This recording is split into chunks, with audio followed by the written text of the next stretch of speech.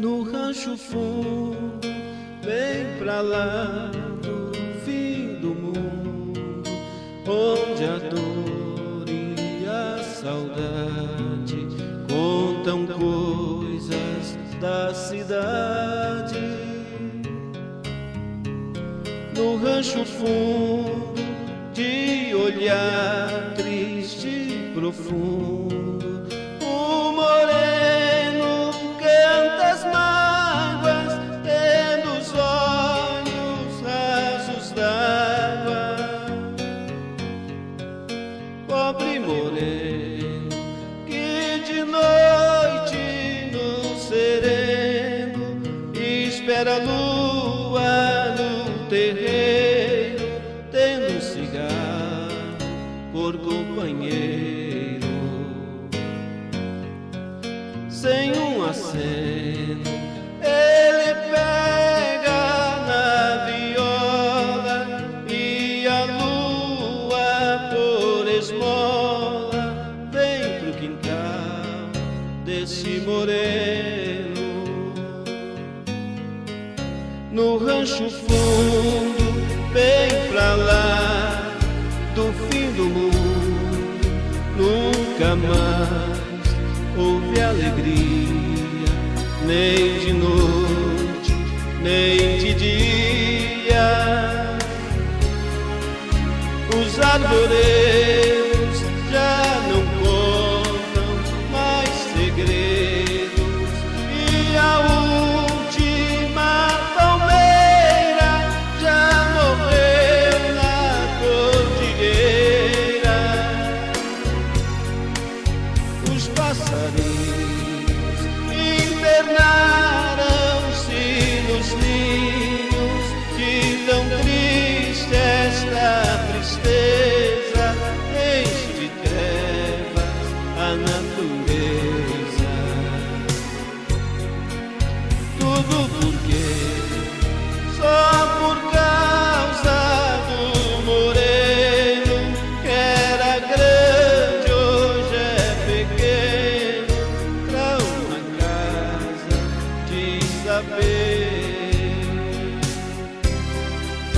Se Deus soubesse da tristeza lá na serra, mandaria lá pra cima todo amor que há na terra.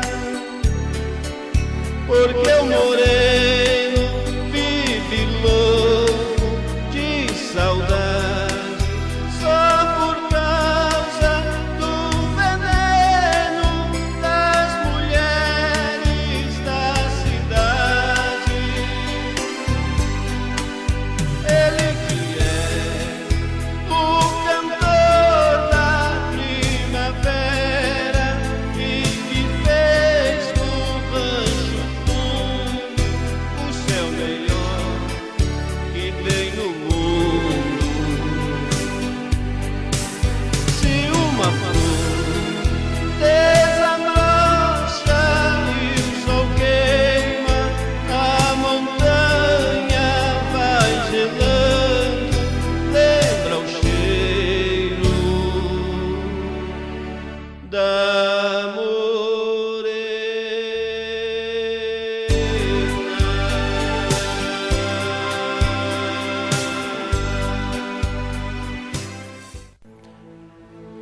Alô, meu amigo, minha amiga, eu espero que esta mensagem seja de fé, otimismo, esperança para o seu coração, para a sua vida. Vamos falar hoje, deixe sua fé superar suas desculpas. Deixe sua fé superar suas desculpas. Meu amigo, nada deve impedi-lo quando você está olhando para se tornar um herói da fé e o que você pretende alcançar. Lucas 22, 31 a 32 diz: E disse o Senhor a Simão: Simão, Simão, eis que Satanás vos reclamou para vos peneirar como trigo. Mas eu roguei por ti, para que tua fé não desfaleça, E tu, quando te converteres, fortalece seus irmãos. Todos conhecem esta passagem. Quando Jesus profetizou que Pedro iria negá-lo. Mas o que me impressiona é a frase: que tua fé não desfaleça. Isso significa que a fé pode falhar em nós em algum momento. Embora eu aprendi que Deus deu a cada um de nós uma medida de fé, Romanos 12, versículo 3, que vai nos sustentar para sempre, porque em Hebreus 12 diz que Ele é o autor e consumador da fé, a obra que Ele começa, Ele termina. Nossa fé, ela pode desmaiar, mas ela não vai morrer. Ele vai sustentá-la para sempre. Então, às vezes, Ele deixa que a nossa fé, ou nós deixamos, que a nossa fé desmaie. Porque Deus não vai nos dar fé e depois removê-la. Qual sentido seria Deus nos dar fé? A Bíblia diz em Romanos 12, 3 que Ele dá a cada um de nós uma medida de fé. Ele vai dar e vai tirar essa medida de fé? Por que nos falta a fé às vezes? Olha, Romanos 10, 17 diz: a fé vem pelo ouvir e o ouvir pela palavra de Deus. Se a minha fé está subdesenvolvida, é porque eu não estou alimentando com a palavra de Deus. A fé vem pelo ouvir e ouvir a palavra de Deus. Romanos 10, 17. Então a obrigação de ter fé é minha.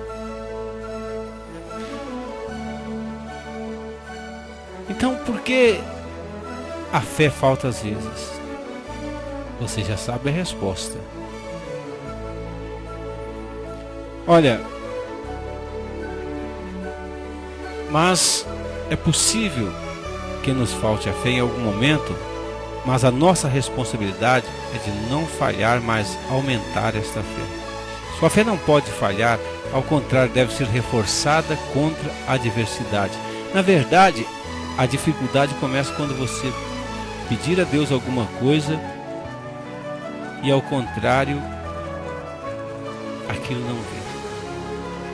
Sabe, a gente não precisa de fé para o que vê. A gente não precisa de fé na bonança, na tranquilidade, na calma. Quando vem os desafios, aí que é o momento da gente superar pela fé. Ao decidir realizar algo, vem o problema da resistência. Paulo diz: uma porta grande e oportuna me abriu no Senhor, contudo com ela muitos inimigos. Neste momento é quando precisamos de espírito de vencedor e mostrar que nós realmente acreditamos que Deus é verdadeiro. Por exemplo, para enviar Moisés para libertar o povo, Deus lhe disse que ia endurecer o coração de Faraó. Por que endurecer? O que Moisés precisava é que Deus amaciasse o coração, amolecesse o coração de Faraó, e Deus fala: eu vou endurecer. Pois o Senhor precisava mostrar para o Egito o seu poder. Deus queria tanto que ele se voltasse para Deus, mas o Egito ficou na sua idolatria, no seu pecado. Sabe, quando vem a adversidade, ela reforça o nosso caráter. Então você precisa ter caráter para pedir a bênção e também para receber, gerenciar, compartilhar esta bênção. Peça com fé e consiga o que você quer. É apenas o começo para o caminho do sucesso, que culmina na realização de benefício daqueles que nos rodeiam. De vegetais a herói. Em Lucas 17, versículo 6 diz: então disse o Senhor: se tivesseis fé, como um grão de mostarda, direis a esse monte: ergue-te e planta-te ao mar, ele obedeceria. Marcos capítulo 4, 30 a 32 também compartilha essa verdade. Ele diz: